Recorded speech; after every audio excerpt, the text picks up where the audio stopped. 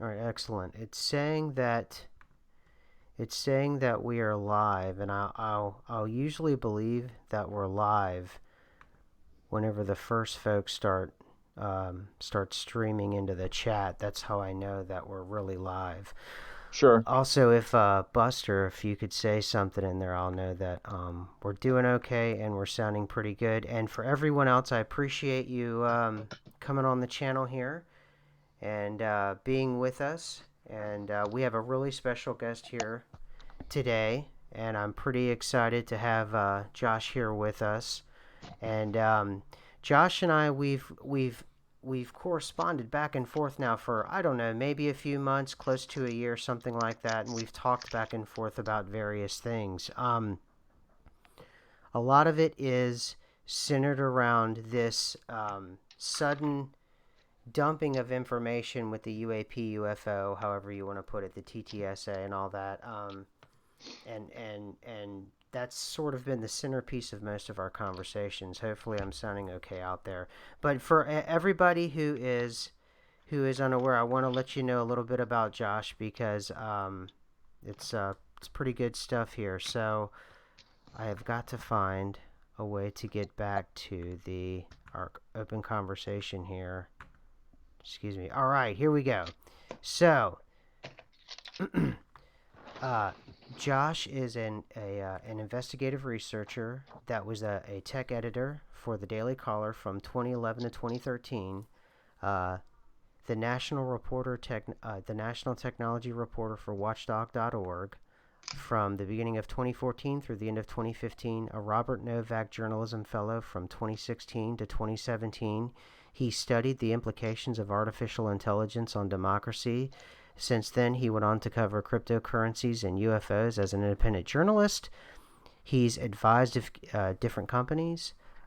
His work has appeared and been highlighted by all manner of outlets. That includes the Drudge Report, Rush Limbaugh, Glenn Beck, U.S. News and World Report, and the New York Times, and the Federal Communications Law Journal.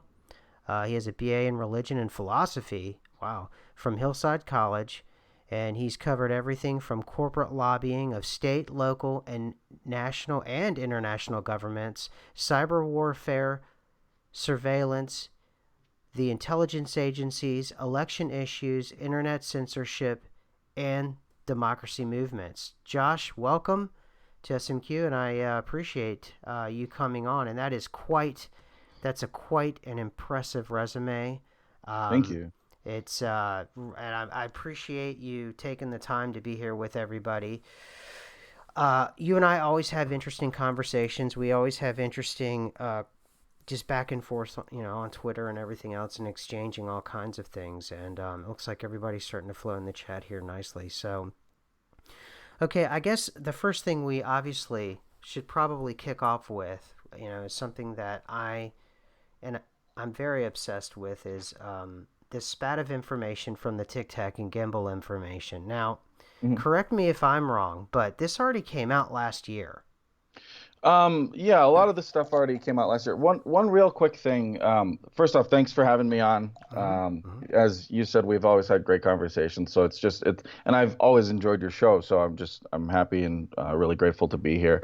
The one quick thing about my bio, I graduated from Hillsdale College, not Hillside I'm sorry. College. I apologize It's for okay. that. It's okay. But yeah, no. This stuff has been coming out over the past couple years, and so in particular with the Pentagon disclosure, we already had confirmation from the Navy about 7 months ago, I believe. So the timing I think is interesting that we're seeing it now. The Pentagon has given their reasons. I've got their press release pulled up so we can read from that if you want. But just the Yeah. timing, given that it's we're in the middle of a global pandemic, so to speak, and the economy's kind of going haywire. Mm-hmm. It seems, I don't know. I find it hilarious that the the Pentagon is like, oh yeah, these we were officially releasing these, which is kind of saying them admitting that yes, it's real. These videos are real, or it's not kind of. It is them admitting that the videos are real, and then you see the memes going around about how like nobody really kind of cares because, I guess we've all kind of suspected it to be, whatever. We've suspected this to be the case for a long time. So the where was it? Yes, so reading from the press release that the Pentagon put out at the end of April, they said that, that the Navy had released these basically into the videos were already in the public domain, so we already knew that uh, from the original New York Times report, and it was released by ATIP, and then. So the Pentagon says, after a thorough review, the department has determined that the authorized release of these unclassified videos does not reveal any sensitive capabilities or systems and does not impinge on any subsequent investigations of military airspace incursions by unidentified aerial phenomena. So right there, that's their particular reasoning. Then they follow up and they say that they're releasing the videos to clear up any misconceptions by the public on whether or not the footage that has been circulating was real, or whether or not there was more to the videos, because there's been some accusations floating around was whether the videos were edited or they're doctored or whatever. And then they go on to say the aerial phenomena in the videos remain characterized as unidentified, which doesn't mean aliens. It just means they have not categorized it as something that they, as anything that's man-made or whatever else. So I think right there, I think and that was what the one of the reasonings for the delay on any sort of official acknowledgement of the videos, from what I remember from when the Navy disclosure happened, and even when the New York Times report kind of happened, that there was concern as to whether or not officially acknowledging the videos would, reveal sensitive technologies or whatever. And so Pentagon says no, it doesn't, and yes, these videos are real. And I think the more the more interesting thing from my point of view about the Pentagon releasing the information now versus last year, whenever it's almost as if the Pentagon wanted to wait and engage the reaction, Sure. and to see how people would react to it. And I must say I'm really surprised, because I felt as if this is the exact information people, at least the perception I had from someone who was just who watched the UFO community. Hmm. I wasn't in it. I wasn't part of the quote industry or anything like that. But someone who was, I would buy some books, I would watch some videos and all those kinds of things, and I would look out for it. You would think even the UFO world would have, or ET world, the abductee world, all of that would have been so ignited. And I had the sense, at least from my laptop, I had the sense that there wasn't any kind of immediacy to the New York Times or the Washington. I mean, remember the Washington Post, their headline was "Aliens are real, get used to it," or "UFOs are real, get used to it." I'm ad-libbing, but it's something like Yeah. that. It's basically something like that. It was really a blunt headline, and Hmm. it went out into a vacuum. It was just dissipated into nothing, and no one seemed to really care, except some of us on the fringes here. And now that the Pentagon has released this information, I'm wondering if it's sort of how you do one of those, Friday night dumps of information, so no one pays attention to it because they're going into the weekend. If this is that kind of thing, they're using the pandemic to kind of make everything official and put their stamp on it. So, but I would think you would want to do something like that if the public had a more adverse reaction to it, because there was no adverse reaction. There was more of a shrug. I don't think there was really any reaction to it at all. Yeah, it's been a shrug and a laugh, I think, because Mm-hmm. again, like I said, you see some of the memes, and uh, what is it that the Pentagon or U.S. government Pentagon finally admits that there's UFOs, and the public doesn't give a shit. It's kind of the summary of those memes going around, And so on the one hand, I would argue, I would agree with you, and I that's kind of how I feel, is that the the release of the information is very much one of those kind of Friday night dumps, as you said. They're using the pandemic as cover because that's kind of standard operating procedure. It seems like it's generally been the case for the U.S. government. Mm-hmm. Um, it just seems smart, right? If you're trying to be, let's say, quote unquote, transparent with the public, but you don't want a lot of blowback, you obscure it in some way. In the past, and so we can talk about some of the Stargate stuff. That that stuff was, if you look in the papers, some of the news clippings, this stuff has been out there for years, and then they put it out online, and so then it seems like because social media has become more, it's propagated more through society. More and more people are online. More and more people who have an appetite for this kind of content are looking for those kinds of things, and then people are networking, finding each other, trading information, and all that kind of thing. So then it kind of bubbles up to the top, and so then that's when if it kind of comes in through your own periphery, so to speak. They call it kind of a weak connection kind of uh, influence. I'm kind of messing that up, but it's with social networks, you have your strong ties and your weak ties, Mm-hmm. and so then one of the ways they say that they've done studies on this, and this is kind of the basic theory behind Facebook's algorithms, is that through your weak ties, that's when you are exposed to a lot of new information. So yeah, you have all of your own, and by your weak ties, meaning like your loose acquaintances, maybe your work friend that you're friends with on Facebook, but you don't really talk to that much. You're just friends with them because they added you, and you didn't want to say no because you didn't want the drama at work. And all of a sudden, you start seeing their stuff pop up in your feed. Mm-hmm. Whereas your strong tie is close friends, your family, those kind of things. And so that's, I think you're seeing a combination of that. It's more just that from as a whole, the society is just becoming more and more exposed to all these different ideas that were normally in the dark and considered quote unquote conspiratorial. But in fact, there's news or articles, and there's government documents and all that kind of stuff that's been out there. And so you can't, and now you can point to it with a URL, and you can point to video interviews and stuff like that. And so it's very difficult for people to refute it unless they just decide that they want to keep their head in the sand. So, oh yeah, sorry. Go No, ahead. no, no. I like that.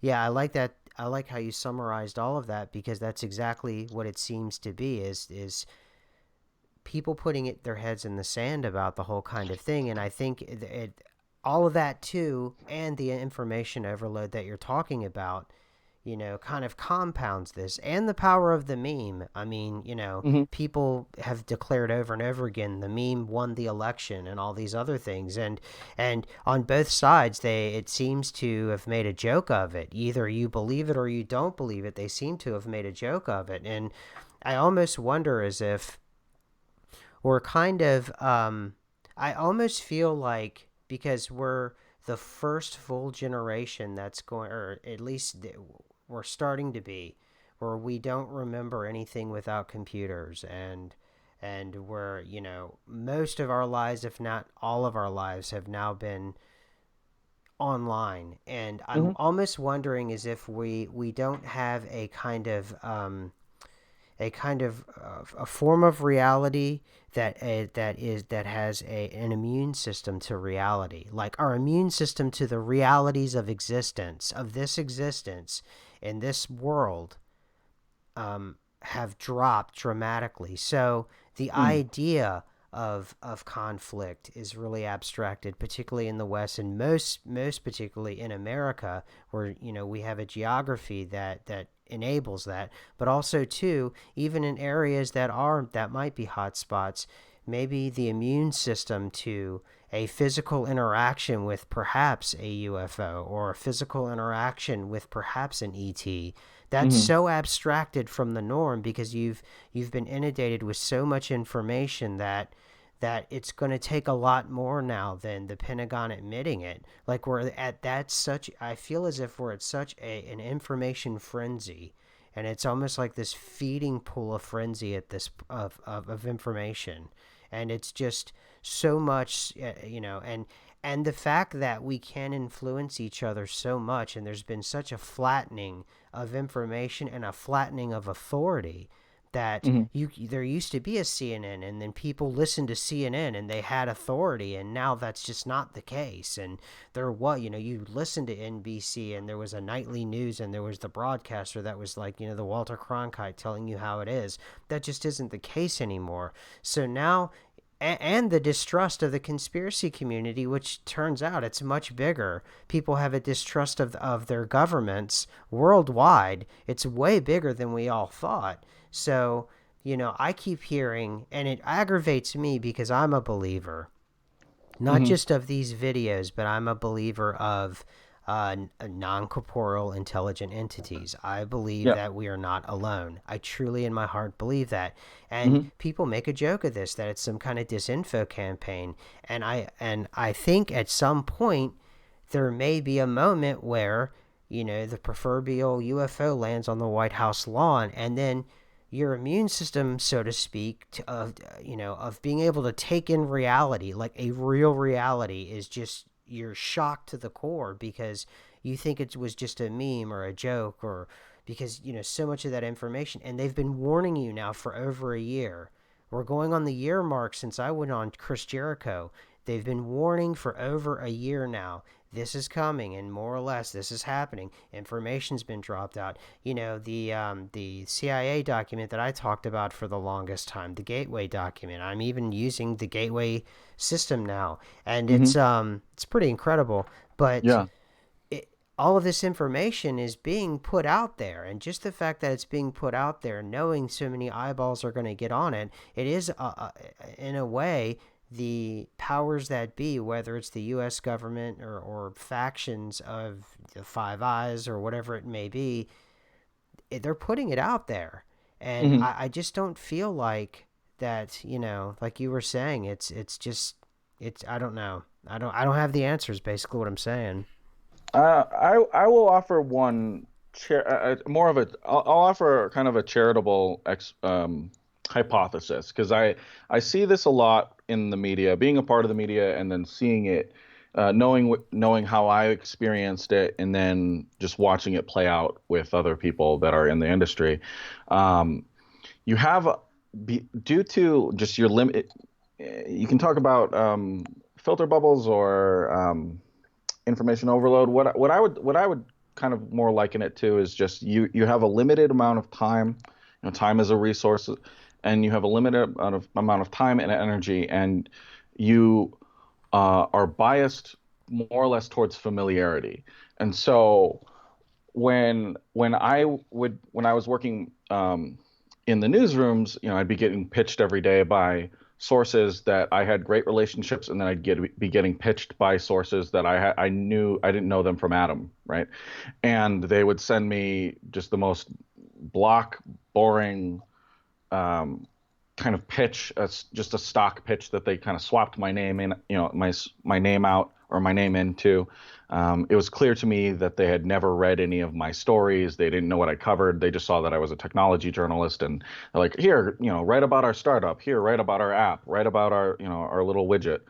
And it had nothing to do with anything I was writing about. As you read with my bio, I was writing very much about a lot of the inside baseball stuff going on in the government, and uh, and so I wasn't. I just immediately dismissed that stuff. It was Mm-hmm. not important to me, and in some sense, those pitches were borderline offensive because then if you're going to reach out to me and you're going to try to get me to pay attention to this stuff, at least pretend that you care about what I write about and try to appeal to my vanity a little bit, right?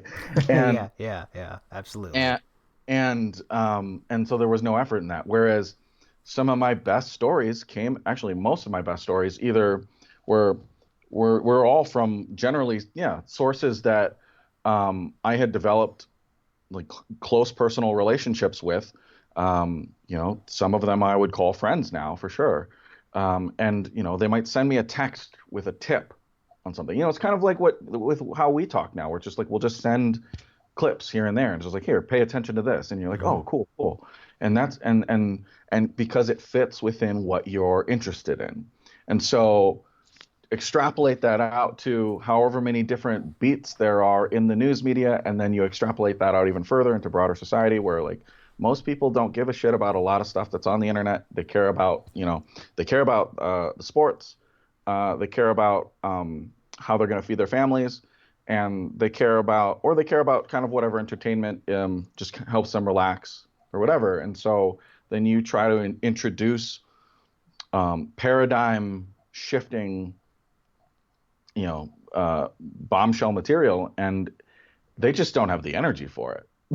Yeah. Yeah. They're, so there's that side of things. I think on the other hand, I think that just the fact that you're seeing the memes, I think, for me, memes are very much an interesting way to gauge the pulse of culture.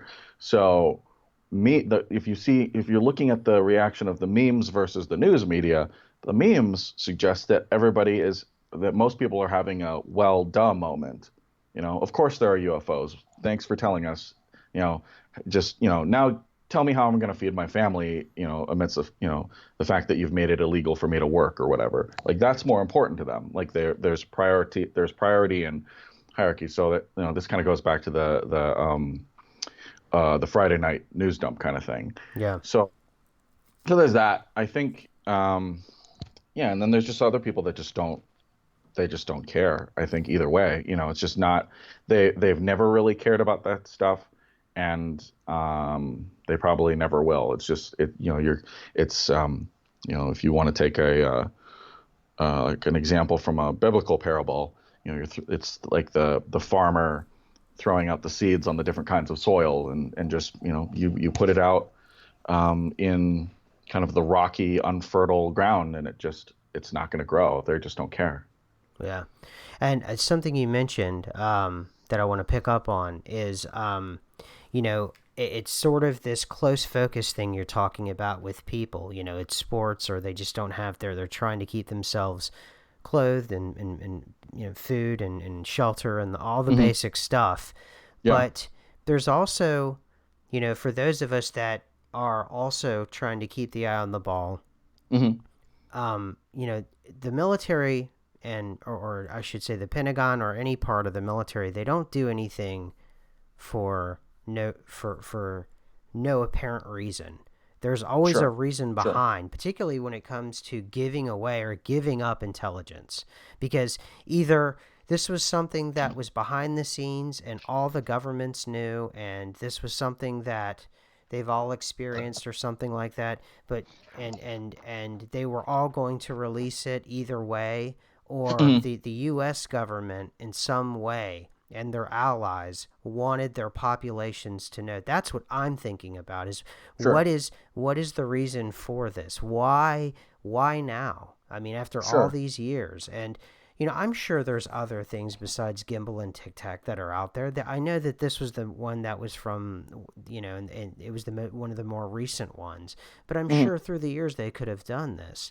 And it's like, to me, that's something that is that could become more readily apparent and come into focus for people who are concentrating on the basics now, because there has to be a reason for that. Because I think one of the misnomers that perhaps a lot of people, maybe not UFO people, but a lot of people that are not UFO people, they seem to have this attitude as if the US government or, the New World Order or some kind of secret cabal has an absolute control of the information as it flows out. And I've Hmm. mentioned it on my channel for at least since last year that perhaps they don't have control of the flow of the information. There could Yeah. be that possibility. I don't know that, but there could be that potential for that. And maybe that's why something like this is starting to drip out, Sure. because I don't see the U.S. government giving up anything unless it has to, period. Sure. Well, it's whether it has to or whether there's some kind of advantage to it in some sense, right? Hmm. So, um, on the other hand, the you have uh, with at least with the U.S. government, you have you have a number of whistleblowers and leakers, and I'm not just talking about UFOs. This is just throughout the government. People are blowing the whistle on whether it's surveillance issues, whether it's maybe labor policy, or I'm kind of throwing environmental policies, just all sorts of things. Hmm. And so you have a very large Leviathan-esque apparatus, so to speak, that is that from a scientific perspective, from an engineering perspective, you could classify it most accurately as a complex system. And so you have all of these like just points of possible failure. And so, because the U.S. government, it's not a monolith of a thing, right? It's like from at least within the American system, we have we have a um, we our system is set up under what's called federalism, right? Where you have like the federal government is in charge of a certain domain of issues, authority that we've vested power in. Then the remaining power is then in the hands of state governments, local governments, things like that. And then when you get into kind of more higher things, dealing with issues like time and measurement and international trade, then that's where you get into things like the UN and stuff like that. Um, so you have different domains of authority, and then from at least, and this is kind of how I always look at it, is that with the American founders, they understood human nature to be highly self-interested, highly motivated towards kind of selfishness and whatnot. And so you build a system. This is going into the checks and balances where you have multiple competing entities and factions that are all fighting for power, that are all trying to like one up each other, so to speak. And so maybe leaking information, when you see a story in the news about a secret source or something, an unidentified source from the U.S. government said X. Well, is it why are they going to the press and talking about that? Because they're not technically not supposed to be doing that. So the reason why they would do that is, one, they want the story out there because let's say from like the most angelic perspective, the most good-natured perspective, they want the public to know. Okay, you have another uh, angle where let's say we're engaged in you know heated diplomatic tensions with Iran, and so then a story leaks about the cyber warfare program, right? And so it's like in a way they're unofficially acknowledging via secret sources from the U.S. government that yes, we do have these capabilities, and yes, we were in your shit and we were fucking it up, like you Yeah. know, and so just don't mess with us. So there's that, and then you kind of another perspective, which is kind of indicative of Watergate, where Watergate, Deep Throat in particular, was the source for the Washington Post reporters. Deep Throat, we find out later, was not some you know paragon of transparency and government. They wanted the government to work and they wanted the people to know. They were a self-interested bureaucrat just like the other ones, and they just wanted to kind of screw over some people that they didn't like. It worked out kind of in the sense where it took down a U.S. president, but it and so it had larger implications. But the motivation was purely a selfish one. So you're So confirming right now that it wasn't Pat Buchanan. No, I'm kidding. Anyway, go ahead. Sorry. yeah, right.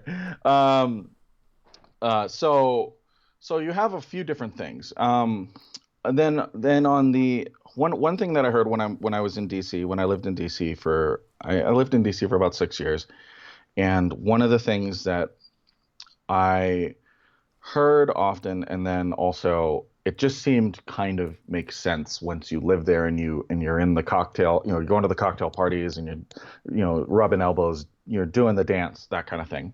And one of the reasons um, for skepticism, so to speak, about the 9/11 was an inside job meme that had kind of taken off Mm-hmm.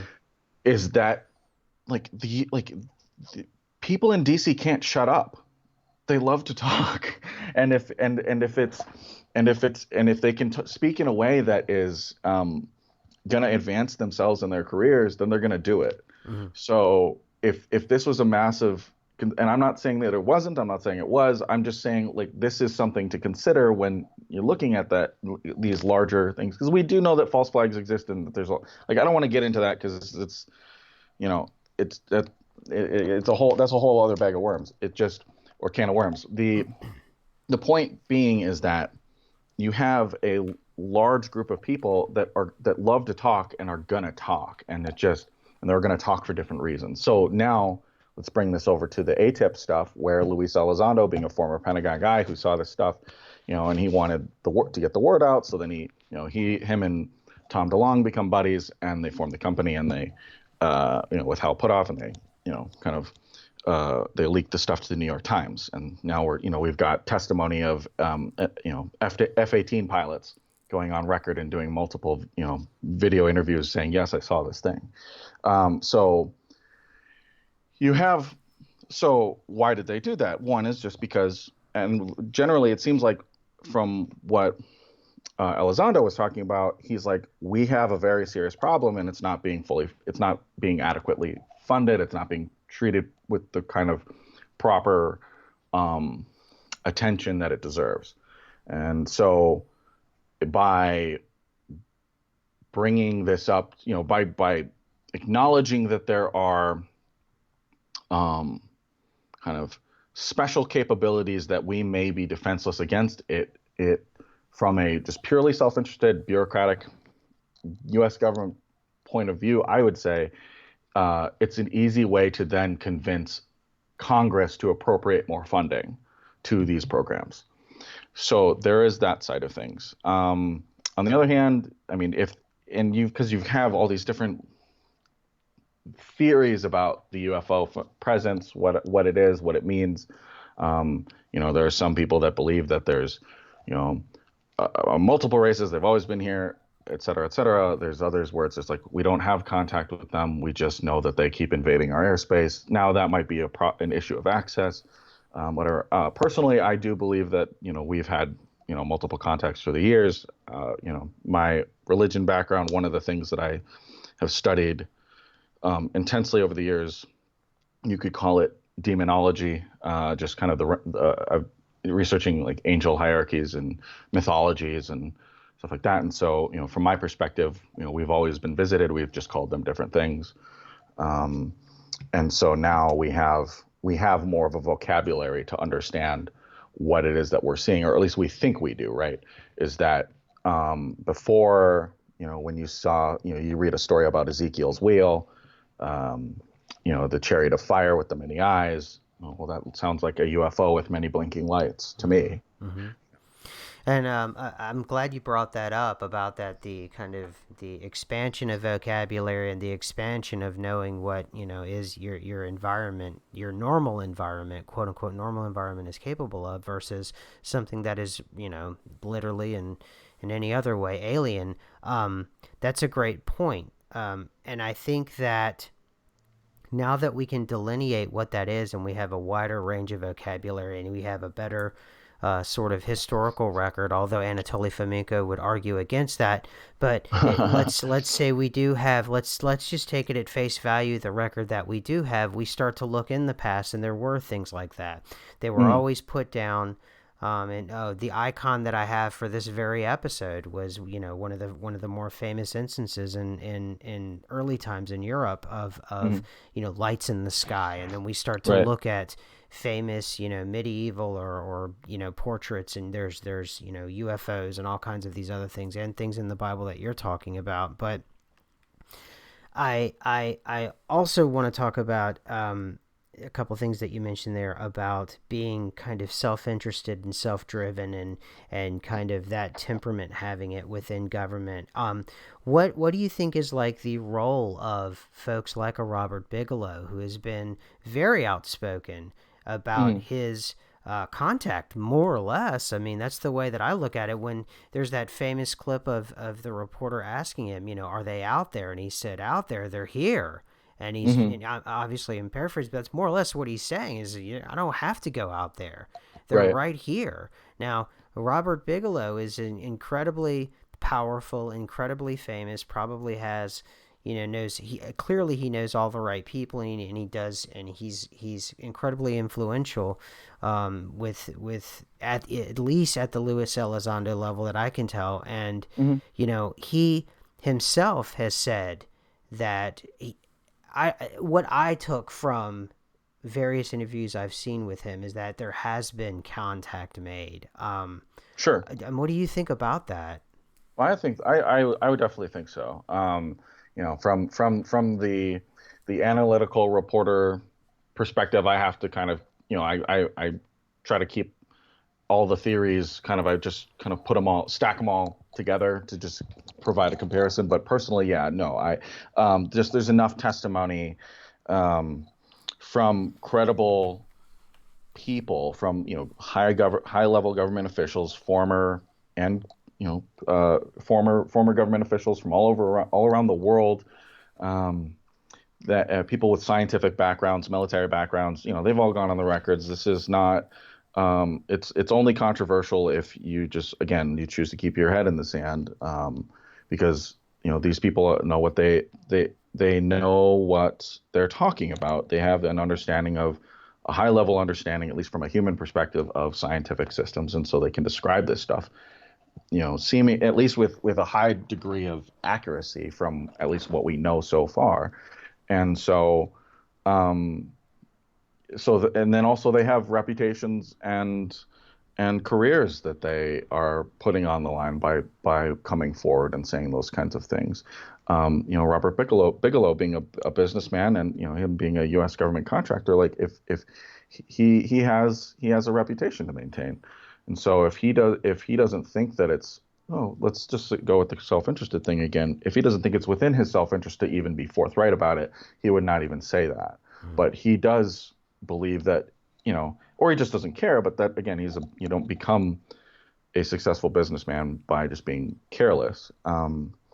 So, and then myself, for example, I'm coming on not under a pseudonym. I'm coming under my own name and providing my credentials so people can see that, yes, I have um, a reputation that I'm willing to put on the line to talk about this stuff, because I do believe that, that it exists, that it's happening, and that these things we need to be discussed in um, just in the light of day. It doesn't, we don't need to relegate it to the backwaters of the internet anymore.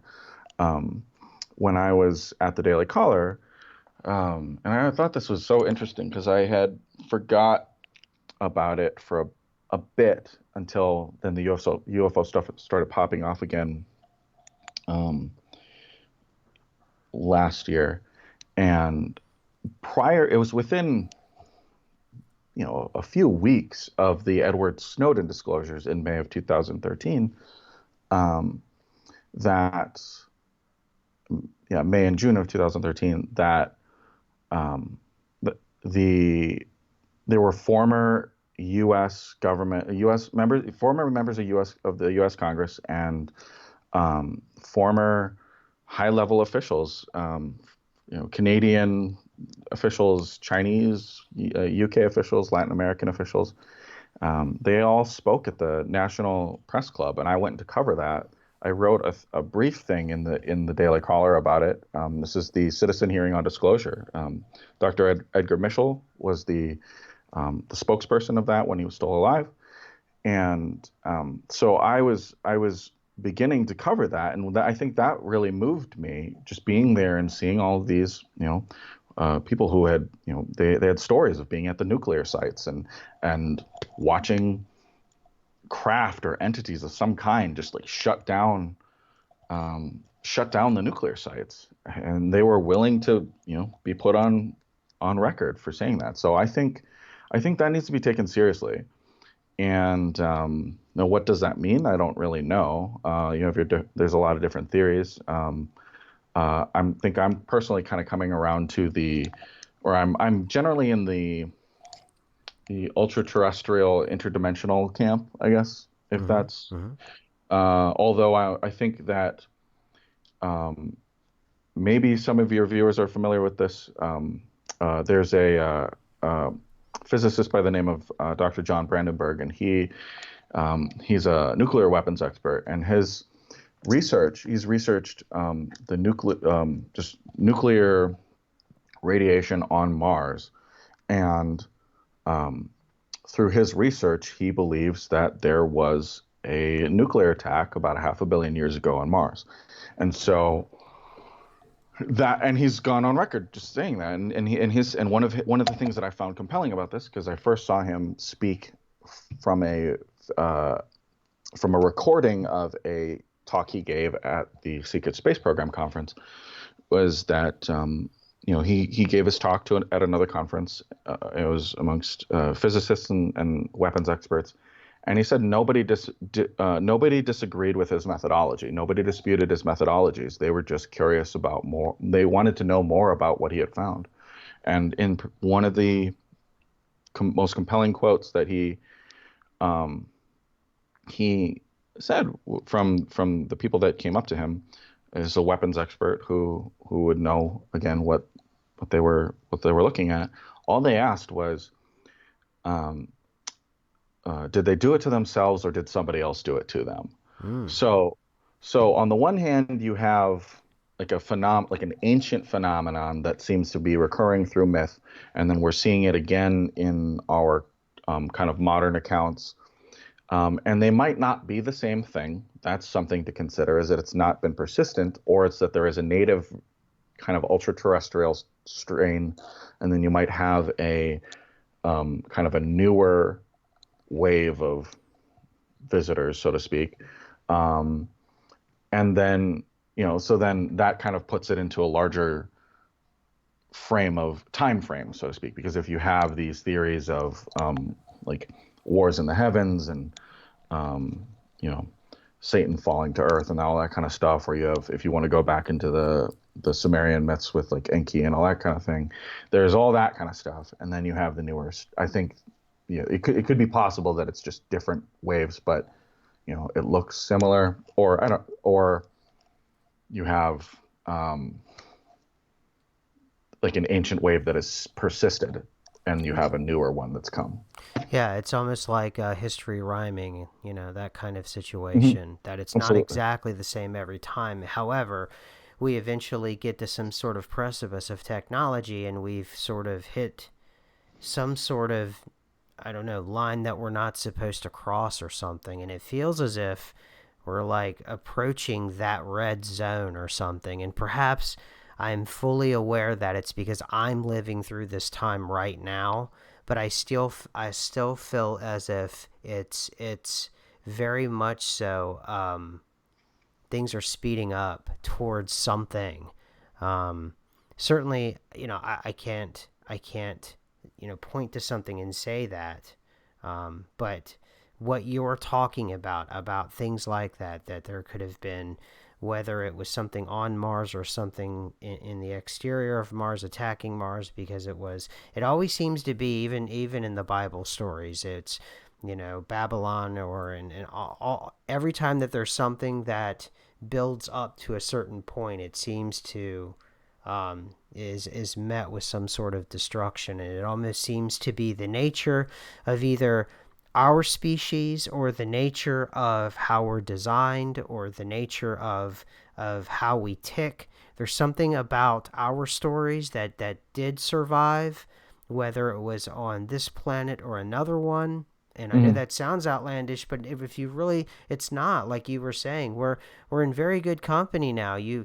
All the papers and all the smart people, they've all talked about these kinds of things, and they're talking about these kinds of things. But for me, it always seems to, whether it comes across an allegory or some other way, we always get to this certain point and there's some sort of intervention. And I don't know, perhaps it's kind of like a well, you kind of you live over and over and over again. We sort of have this Groundhog Day, and maybe one time we'll actually get it right. And this could be it. This could be the time. It doesn't. I'm not. I don't have the warm and fuzzies about it right now. But Hmm. if there was a blatant attempt at contact, or there was a blatant attempt at whatever, and things did show in the sky, I would hope that perhaps we would do something a bit different this time than perhaps our predecessors did in times before. Whether or not it was something that was something they couldn't help or not. Maybe it was. That's it. You get to a point and you reset, and that's it. The calendar resets, and boom, you're back to zero. Hmm. And for some odd reason, our species doesn't understand. We have to reset, and then we do it all over again. Um, I don't know. That's just something I'm throwing out right now. But when you were mentioning that all everything that you had mentioned just now, I started to think of all of those things like that. And you're right. It happens over and over and over again. There's this kind of story of this. And it almost it does every single time, no matter what it is. It seems like a technology threat. The Tower of Babel. That was a technology threat. Hmm. Ultimately, that's what I think. It was a technology threat. Sure. And whatever else comes down, there's always a technology. You have the Promethean myth. Hmm. Prometheus was struck down because it was ultimately a technology breach of protocol. Is what we're talking about. We're talking about a Promethean breach of protocol, and that seems to happen over and over and over again. And as we near, because I think it's going to eventually happen, whether it happens in my lifetime or it happens in our lifetimes or not. I really don't know. But when it eventually does happen, and I happen to think it probably will, because I happen to think we aren't alone, I would Hmm. hope that this time we finally get it right, because it seems like we don't every time. And I think it was, I forgot who said it really famously, that humanity has amnesia. And it seems Hmm. as if we do get the reset, and yet our minds are wiped, and suddenly we're at year zero again. You know? Hmm. Yeah, it's interesting that you brought up Babel because that is something that I think that we are in a Tower of Babel moment. Um, and what I mean by that is we have, you know, essentially for all intents and purposes, we have towers that reach to the heavens. With our our rocket ships and our satellites, and then also just this, if you want to take a more allegorical kind of view of it, reaching to the heavens, we have a system, a technological system that has allowed us to grow in knowledge, awareness, consciousness, that kind of thing, and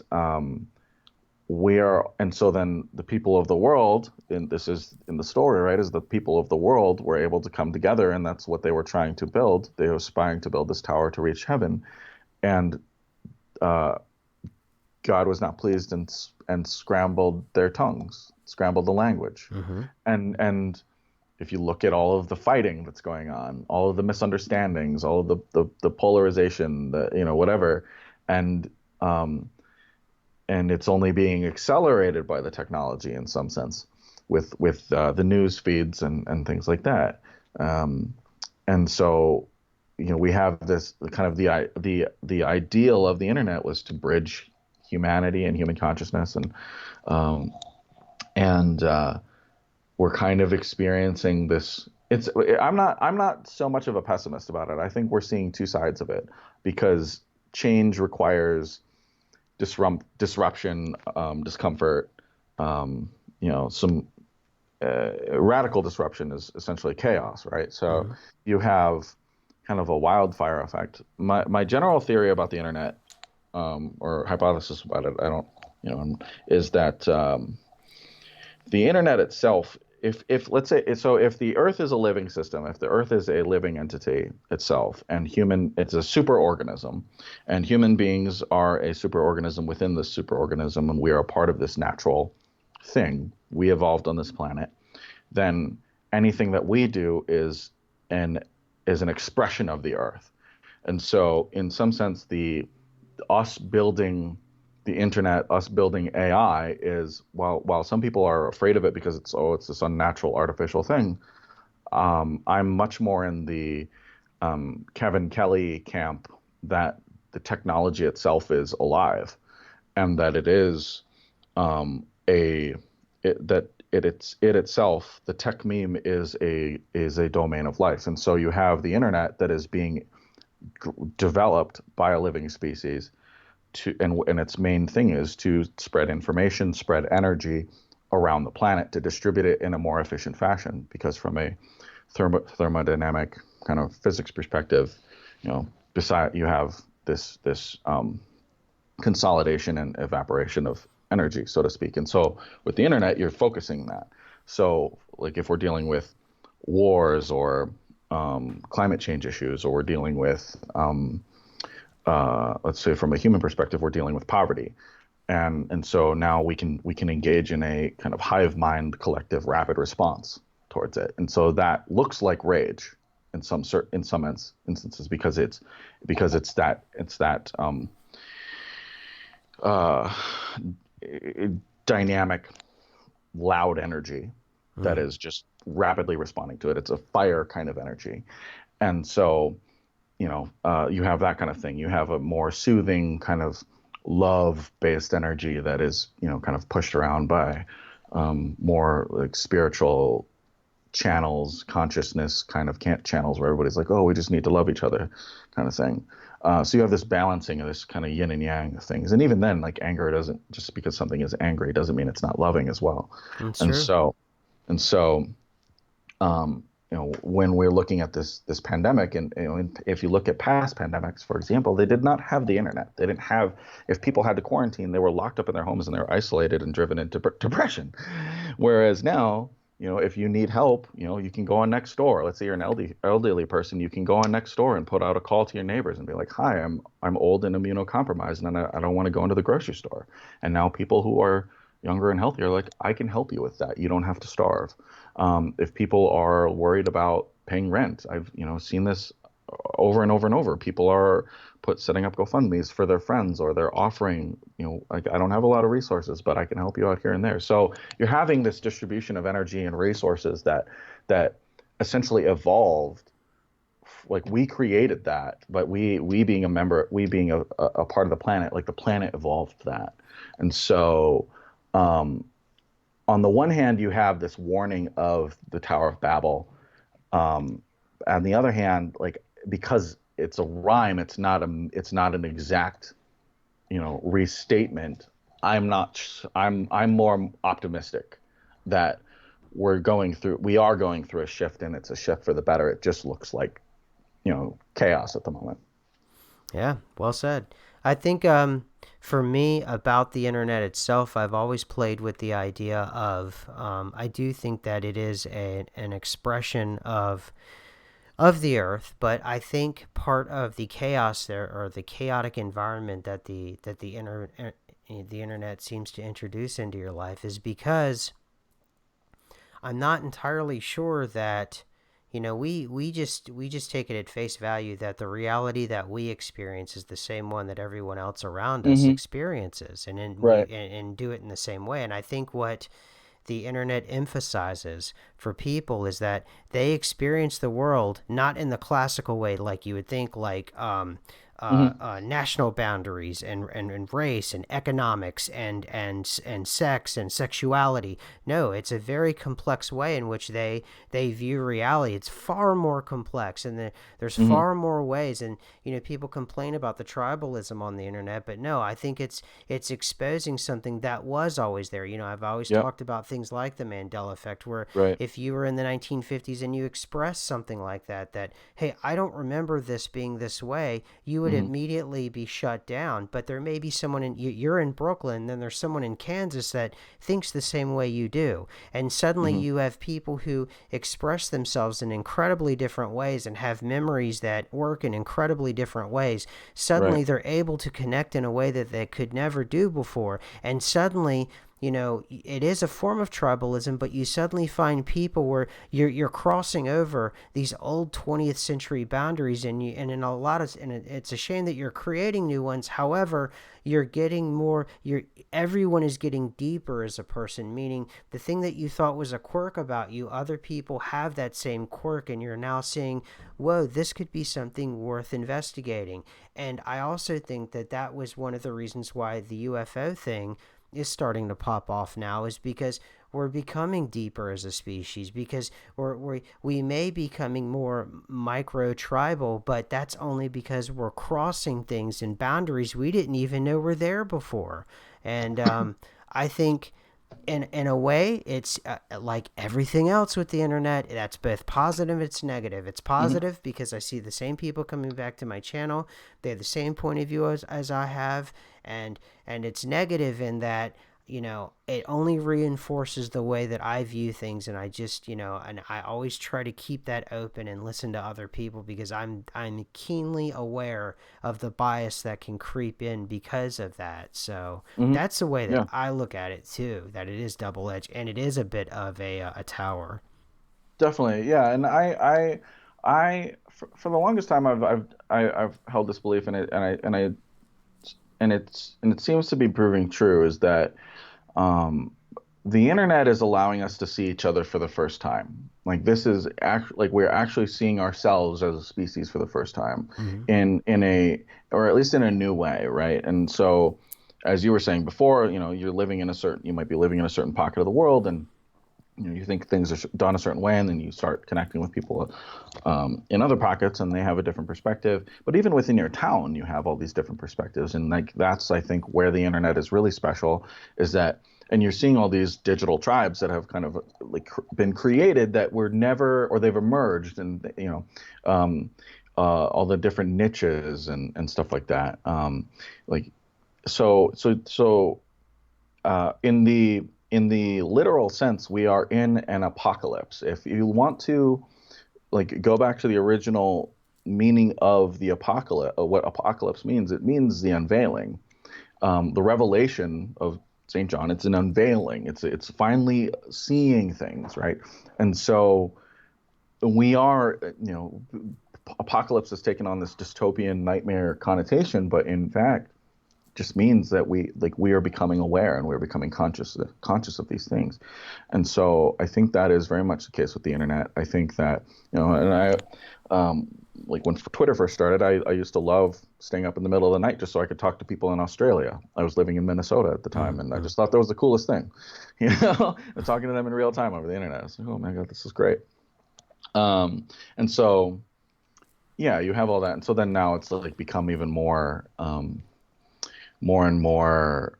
I'm trying to think of how to say it. We are becoming more aware of our awareness, if that makes sense. Makes perfect So sense.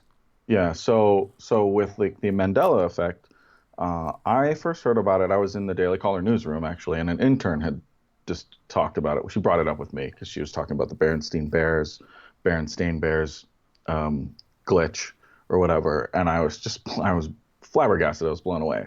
So I'm from the Berenstain Bear universe, and yeah, but from an investigative standpoint, like I looked back and like I can come up with a rational explanation for why there's the differences. I found what we if within the Mandela community, there's what they call residuals, but there's a way to explain it away so that if you don't want to believe in that, it exists. Like there's an opportunity for that. But now, like with, I chimed in on Twitter the other day where, and I've been joking about this with my roommates, how I don't remember the Mitt Romney Evander Holyfield fight. Right? Uh, and I and it's blowing my mind because this was 2015, so I would have been living in DC in the midst of, like, this is after Mitt Romney had run for president in 2012, and so he was still very much um, a topic of conversation, and so it would have been it would have come up that Mitt Romney was boxing of Evander Holyfield, a former heavyweight champ, right? And so that's just strange. And then I also was studying jujitsu at the time. I grew up studying martial arts, and I follow fights. I follow the UFC.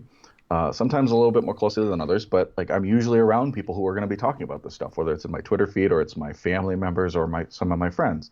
I was studying jujitsu at the time at a school in Alexandria, Virginia, which is a suburb of DC, for people who don't know. And so I would have been surrounded by people who would have mentioned this. And then so I mentioned it to my brother-in-law and my brother. My brother-in-law vaguely remembers it. My roommate remembers it very clearly. He's like, "Yeah, it was a charity event, wasn't it?" I was like, "I don't remember this happening." And then I spoke to my little brother, and now this is what is fascinating to me about this, because my little brother can recite UFC stats the way that some people used to, or that some people cite baseball stats. Hmm. Like that's his thing. He's always followed fights as ever since he was a little kid. He can rattle off, the different stats. He can rattle off the outcomes of different fights. Blah blah blah blah blah. He said the only time he kind of fell out of it was when he was in the army. So this was he got out of the army before 2015. So he remembers, like he's like I would have remembered this, and I don't remember it. So it's just I don't know what to tell you about that, but I mean as far as like unstable realities, quantum flux is uh, you know uh, consciousness shifting and all that kind of stuff. It's quite possible that yeah it did happen. I just was not in that particular universe at the time. I was not in that reference frame, and that's what we've talked about that before. You and I is just like with regard to like perspective shifts, consciousness shifts. It's like we're dealing with reference frames, and so like I didn't have that reference frame. I wasn't in that reference frame, so now I am, and it's just kind of weird. It's super weird. And then this week, I don't know if you saw, I tweeted out about, and I got it from Chick, and it's about this helmet that, and I just can't get it out of my nightmares. It's the helmet from Henry VIII. And if you go on Oh, my Twitter feed, oh yes, it has these weird metal-looking metallic spectacles, and it has these horrific like horns, and it looks like nightmare fuel. And it's just and to think Henry VIII was just clomping around the castle in England wearing this thing, you know it's it's just it just gets weirder and weirder, and yeah. it's just, and the thing is horrible looking. It literally Uh-huh. looks like some sort of like dungeon horror movie kind of thing, and it's just Yeah. awful. And I don't know, it's just I like that it's the reality frame like we were talking about before. Okay, so generally I try to keep these things at an hour. And so Josh, I appreciate you coming on, and I appreciate so much your insight, your expertise, your talent, and you sharing it with the channel, with me, and with everybody here. And you are always invited back, um, Thank you. Thank you. on any subject. You name it. We can. If I know about it in any way, we can either wax about it or I can listen to you talk about it. So come on back. Well, I appreciate that. Thank you so much for having me. This was a lot of fun, and I hope that your audience enjoyed it as well. So we'll definitely do this again. Thank you. All right, I'm gonna stop streaming, but just hang on a minute. I'll be right Okay. there. All right, folks, that's it. I appreciate